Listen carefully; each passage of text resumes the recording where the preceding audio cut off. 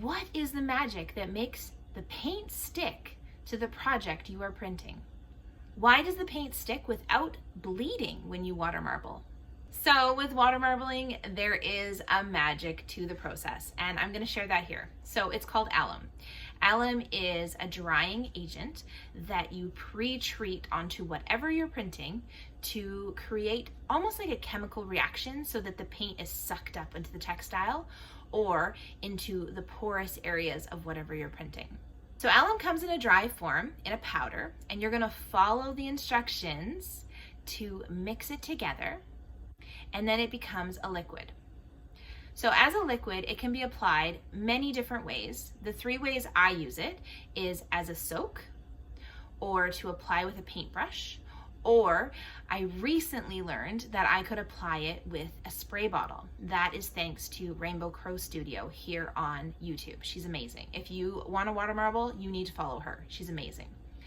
So when you've mixed that alum powder with water, that liquid is now referred to as mordant. And so you are mordanting or preparing your item to be water marbled. Now, some items that you're going to water marble have been pre-treated before you even get them to you. So for example, sometimes when you buy fabric, it has been pre-treated or almost like coated with something. So sometimes you need to wash your fabric or pre-wipe your materials before you mordant them. If you read the instructions that come with your alum, they do recommend wearing a mask when preparing this, and I highly recommend following those instructions. On items that you prepare, like paper or things that are going to be printed on one side, I like to mark the back side with a 0 or a letter or a star so that I know which side has been prepared and which side has not been prepared. So now you have soaked or brushed on or sprayed on your alum. That item needs to dry. It needs a safe place to dry until it's fully dry.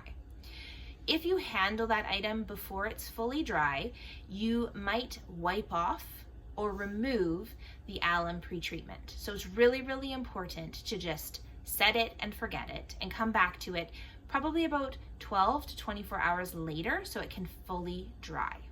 Some items could use a second coat. So depending on what you're working on, if you notice that the alum or the mordant is moving on the surface, you might want to allow it to dry fully and come back and re-coat a second time. Now your item is treated. It's ready to use, but wait, do not handle this item with wet hands. Your hands need to be dry.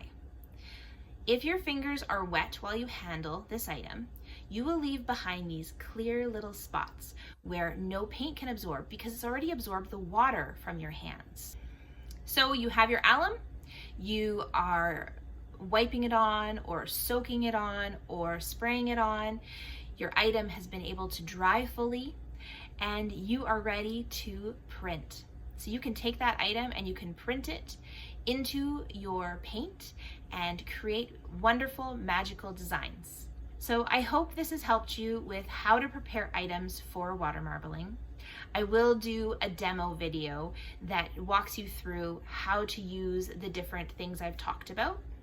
And hopefully this helped you on your journey with water marbling. If it has, hit subscribe, and I would love to see you back again watching more videos and learning more techniques with me.